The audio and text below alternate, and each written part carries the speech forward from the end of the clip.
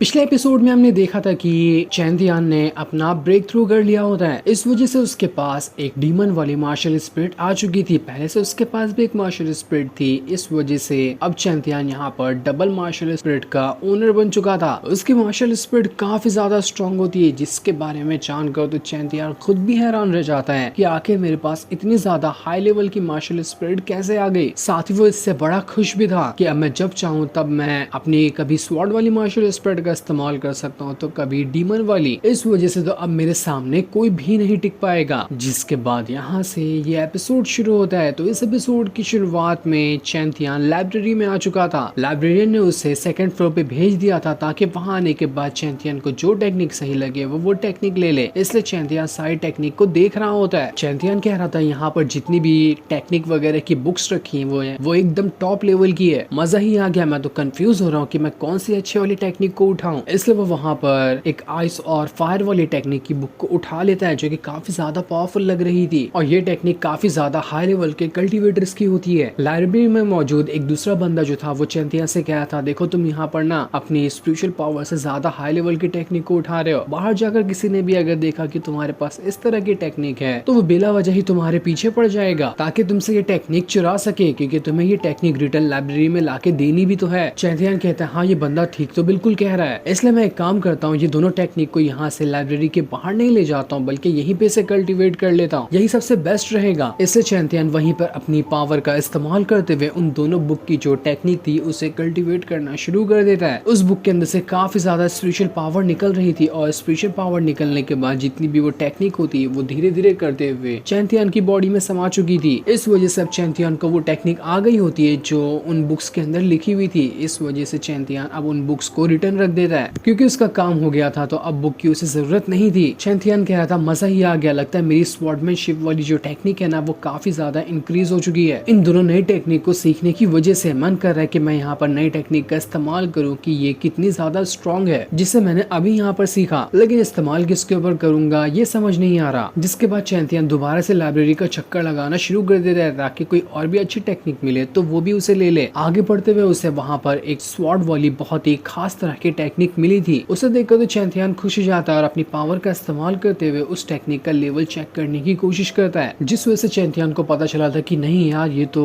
Sword वाली technique काफी ज्यादा स्ट्रॉन्ग है, लेकिन फिर भी वो वहाँ पर उस स्वॉर्ड टेक्निक वाली किताब को ले लेता है और उसे लेते हुए कह रहा था कि ये किताब काफी ज्यादा पुरानी है तो इसे कल्टीवेट करना भी बहुत मुश्किल होगा, लेकिन फिर भी जब मेरा नजर इस पे चली गई है तो मैं इसे ऐसे नहीं छोड़ सकता, मैं तो इससे लेकर ही जाऊंगा। वो जैसे ही उस किताब को रखकर आगे बढ़ रहा होता है वहाँ पर चिलिन नाम का एक बंदा आ जाता है जो चैंतियान का रास्ता रोक लेता है। ये चिलिन जो था वो एक सीनियर डिसेबल था। चिलिन यहाँ पर चैंतियान से क्या था, देख यहाँ पर जो तू टेक्निक उठाया है ना वो मैं लेने के लिए जा रहा था लेकिन मेरे से पहले तूने ले लिया, तो भला इसी में होगी कि ये जो टेक्निक तूने ली है वो मुझे दे दे वरना तेरा अंजाम अच्छा नहीं होगा। चैंतियान कहता है, देखो मैं यहाँ पर ना पहले से इस टेक्निक को ले चुका हूँ, तो जब से मैंने ले लिया उसे मैं रिटर्न नहीं करने वाला, तुम्हें चाहिए तो तुम दूसरी टेक्निक ले सकते हो। ये सुनकर चिलिन कह रहा होता, तुम्हें पता भी है कि मैं कौन हूँ, मैं एक आउटर डिसेबल हूँ और तुम मुझे इस तरह से बातें करते मुझे इनकार कर रहे हो, इसका अंजाम तुम्हारे लिए अच्छा नहीं होने वाला। वैसे भी तुम ये टेक्निक लेकर कुछ उखाड़ नहीं लोगे क्योंकि तुम्हारे पास उतनी पावर ही नहीं जो इतनी हाई लेवल की टेक्निक को तुम यहाँ पर कल्टीवेट कर सको। देख आखिरी बार तुझे समझा रहा हूँ, तू यहाँ पे वो टेक्निक देता है या नहीं देता है वरना मैं यहाँ पर तेरा गेम बजा डालूंगा। लेकिन चैंतियान कहता है, भाग तेरी भैंस की टांग। इतना कहने के बाद वो उसे इग्नोर मारते हुए सीधा सीधा वहां से निकल जाता है। वो उसके ऊपर ध्यान भी नहीं दे रहा था। ये देखकर तो चिलिन को गुस्सा एकदम ज्यादा आ चुका था कि आखिर तू मुझे इग्नोर करके कैसे भाग सकता है। वो अपनी पावर को एक्टिवेट करते हुए चैंतियान के ऊपर अटैक करने की कोशिश करता है, लेकिन चैंतियान कहता है, देख यहाँ पर लाइब्रेरी के अंदर तू अटैक करेगा ना मुझ पे तो तुझे ही बैन कर दिया जाएगा इस लाइब्रेरी में रिटर्न आने से, इसलिए भलाई इसी में होगी कि तू अपने अटैक को यहाँ पर रोक ले। ये सुनकर चिलिन को भी काफी ज्यादा गुस्सा आ रहा था, लेकिन चैंतियान ने जो बात कही थी वो सही थी, इस वजह से वो अपने अटैक को यहाँ पर तो रोक लेता है। चैंतियान उसे वहाँ पर चैलेंज करते हुए जाते हैं कि देख यहाँ पर लाइब्रेरी के अंदर तो हमारी फाइट नहीं हुई, अगर बाद में कभी तेरा मूड करे ना मुझसे फाइट करने का तो जहाँ चाहे वहाँ आकर मिल लेना, मैं उसके लिए तैयार रहूंगा। इसके बाद चैंतियान जो होता है वो लाइब्रेरी के बाहर आ जाता है। वहाँ आने के बाद वो अपने दोस्तों को याद कर रहा था जिसमें ईवियन और उसके बाकी के दो दोस्त शामिल होते हैं। वो कह रहा था काफी टाइम हो गया लेकिन अभी तक कि मैं ईवियन से मिला ही नहीं, मैंने उससे वादा किया था कि मैं अपने घर का मैटर सुलझा कर उसके पास जल्दी आऊंगा। चैंतियान ये सब चीज यहाँ पर सोच ही रहा था कि वहाँ पर एक दूसरा बंदा आ जाता है। वो उसे कह रहा था कि ना मैं यहाँ पर तुम्हें लेने के लिए आया हूँ क्योंकि मेरा जो बड़ा भाई है युन लॉन्ग वो तुम्हें देखना चाहता है, तो इसलिए तुम्हें फटाफट से मेरे साथ चलना होगा। चैंतियन कहता है अबे तेरा बड़ा भाई युनलोंग है कौन, मैं नहीं जानता उसे, और अगर उसे मुझसे मिलना ही है तो उसे बोल कि खुद वो यहाँ पर आ जाए, मैं कहीं नहीं जाने वाला। वो नहीं आ सकता तो अपना रास्ता नाप ले और फटाफट से निकल ले। वो बंदा वहाँ पर कह रहा था कि अगर तू मेरे साथ नहीं चलेगा ना तो जिस ईवियन को तू अभी याद कर रहा था उसकी लाश मैं कल तेरे कदमों में लाकर फेंक दूंगा। ये सुनकर तो चैंतियन के गुस्से का ठिकाना नहीं रहता। वो अपनी स्वॉर्ड को एक्टिवेट करते हुए उसे सीधा उस बंदे की गर्दन के ऊपर रख देता है कि आखिर उसकी हिम्मत कैसे हुई ईवियन के बारे में इस तरह से बातें करने की। इससे चैंतियन उसके साथ जाने के लिए मान जाता है। वो बंदा सेक्ट में आने के बाद अपने किसी साथी से मिल रहा था और उससे वो मिलकर कह रहा था कि लगता है ना ये जो ईवियन है वो हमारी बॉस की रिक्वेस्ट मानने के लिए तैयार हो रही है। अगर वो बॉस की रिक्वेस्ट मान जाए और हम बॉस का अच्छे से साथ देना तो हो सकता है कि बॉस भी हमें कभी न कभी ईवियन जैसी सुंदर लड़की के साथ नाइट स्पेंड करने दे देंगे। मैं तो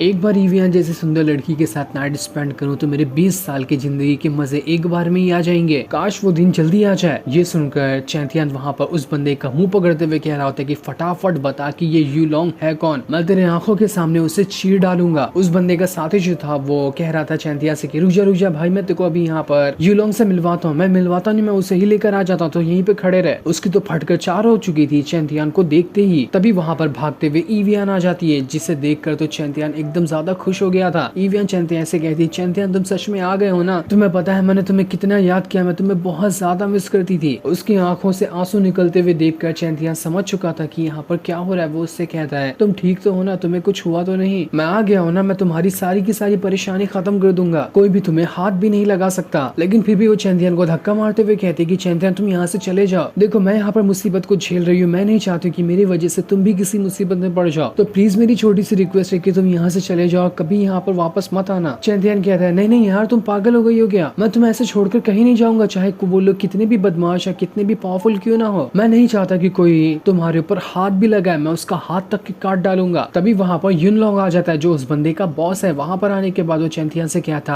आखिर तेरी हिम्मत कैसे हुई ईवियन को हाथ लगाने की, वो सिर्फ मेरी है, अपने हाथ हटा ले वहाँ से, वरना तेरे 50 टुकड़े कर इधर ही कौवों को खिला दूंगा। युनलोंग तो बड़ा ही अजीब सा और एकदम वाइट बंदा लग रहा था। वो चैंतियन से कहता लगता है ना तेरा जिंदगी से मन भर गया, इसलिए तू यहाँ पर मुझसे पंगा ले रहा है, तू जानता भी है कि मैं कौन हूँ, तो अब ना तू यहाँ पर मरने के लिए तैयार हो जा, मैं अपने हाथों से यहाँ पर तेरी जान लूंगा। युनलोंग वहाँ पर अपनी पावरफुल स्वॉर्ड को बाहर निकाल लेता है ताकि उसका इस्तेमाल करते हुए वो चैंतियन के साथ फाइट कर सके। चैंतियन तो पहले से यहाँ पर सोच रहा था कि कोई ना कोई तो ऐसा बंदा मिले जिसके ऊपर मैं अपनी टेक्निक का इस्तेमाल कर सकूं जो अभी मैंने सीखी है। और देखो उसकी किस्मत ने साथ दे दिया, उसके साथ एक मुर्गा आ चुका है जिसके ऊपर वो अपनी स्वॉर्ड टेक्निक का इस्तेमाल करते हुए देख सकता है कि उसने टेक्निक ये सीखने के बाद कितनी पावर को गेन किया। इस वजह से चैंतियन भी वहाँ पर अपनी मार्शल स्पिरिट वाली स्वॉर्ड को बाहर निकाल लेता है और उस स्वॉर्ड को कंट्रोल करते हुए उसने सीधा उसे युनलोंग की तरफ ही कर दिया था, जिसके साथ युनलोंग फाइट करना शुरू कर देता है। लेकिन यहाँ पर चैंतियन और उसकी स्वॉर्ड काफी ज्यादा स्ट्रॉन्ग लग रही थी। युनलोंग का एक भी अटैक चैंतियन के ऊपर लगता ही नहीं, क्योंकि उसकी मार्शल स्पिरिट वाली स्वॉर्ड ने भी अपना ब्रेक थ्रू किया है, तो वो स्वॉर्ड अब पहले से भी कहीं गुना ज्यादा स्ट्रॉन्ग हो चुकी है। चैंतियन के एक ही अटैक में युनलोंग का अंचर पंचर ढीला हो गया था और वो खून की उल्टियां कर रहा होता है। इसके बाद चैंतियन पूरे गुस्से के साथ आता है और अपनी स्वॉर्ड को सीधा युनलोंग के गर्दन पे चलाते हुए उसका गर्दन अलग करने की कोशिश करता है। आखिर उसकी हिम्मत कैसे हुई ईवियन को हाथ लगाने की, लेकिन ईवियन चैंतियन को रोकते हुए कहते कि नहीं चैंतियन रुक जाओ, इसे मत मारना, तुमने अगर यहाँ पर इसकी जान ले ली ना तो तुम्हें परमानेंट सेक्ट से बाहर निकाल कर फेंक दिया जाएगा और तुम दोबारा यहाँ पर कभी नहीं आ पाओगे, इसलिए इसे मत मारो। चैंतियन कहता है अच्छा ऐसी बात है तो ठीक है, मैं यहाँ पर इसकी जान तो बख्श दूंगा, लेकिन ये जिंदा रहकर भी पल पल अपनी मौत को तरसेगा। इसके बाद चैंतियन अपनी पावर का इस्तेमाल करते हुए युनलोंग की पूरी कल्टीवेशन पावर को डिस्ट्रॉय कर देता है। इतने सालों की मेहनत जो यहाँ पर युनलोंग ने करी थी अपनी कल्टीवेशन पावर को बढ़ाने की, वो सब की सब चैंतियन ने डिस्ट्रॉय कर दी थी। इस वजह से युनलोंग वहाँ पर एकदम नल्ला बन चुका था। ऐसा लग रहा था कि उसके पास अब कोई पावर ही नहीं है। वो जो बंदा आया था उसके पास बुरा भला कहने के लिए, उसकी तो फटकर 4 हो चुकी थी। वो कहता है चैंतियन मुझे माफ कर देना, मुझसे बहुत बड़ी गलती हो गई, मैं तुझे सीनियर बोलने के लिए तैयार हूँ, बस तू यहाँ पर मेरी जान बख्श दे। इसलिए चैंतियन उसे छोड़कर वहाँ से चला जाता है। अब चैंतियन रात को जैसे ही सेक्ट में आता है उसे वहाँ पर बहुत सारे अलग अलग पिंजरे दिखाई देते हैं। ऐसा लग रहा था कि इन पिंजरों के अंदर इंसानों को कैद करके रखा जाता है, चाहे वो कोई सजा वगैरह के हिसाब से क्यों ना रखा गया हो। वहीं पर एक पिंजरा होता है जिसके ऊपर कपड़ा लगा हुआ था। चैंतियन को लगता है कि इसके अंदर आखिर कौन हो सकता है, इसलिए वो वहाँ जाता है ताकि देख सके कि इसके अंदर किसको रखा गया है। चैंतियन जैसे ही वहाँ का कपड़ा हटाता है उसकी आंखें फटी की फटी रह जाती है, क्योंकि उसके अंदर उसी का दोस्त था जिसको उस युनलोंग ने बहुत ही कुत्ते की तरह मार मार कर रखा होता है, पूरा वो खून में नहाया हुआ था। चैंतियन उससे कहता है देखो तुम, मैं मैं यहाँ पर आ गया हूँ, तो मुझे पहचानते हो ना कि भूल गए, मैं यहाँ पर तुम्हें बचाने के लिए आया हूँ। वो बेचारा कुछ बोलने की हालत में भी नहीं था, लेकिन बस वो चैंतियन को देखकर खुश हो गया होता है। उसकी सांस में सांस आती है कि आखिरकार चैंतियन यहाँ पर आ गया मुझे बचाने के लिए। लेकिन उसकी हालत इतनी खराब थी कि ना वो ढंग से अपनी आंखें खोल पा रहा था, ना ही वो खड़ा हो पा रहा था। इस चीज को देखकर चैंतियन की भी आंखें नम हो जाती कि उसके दोस्त की कितनी बुरी हालत कर दी थी इस यूनलोंग और बाकियों ने मिलकर। जो सीन दिखाते ही ये एपिसोड यहीं पर एंड हो जाता है। Thanks for watching.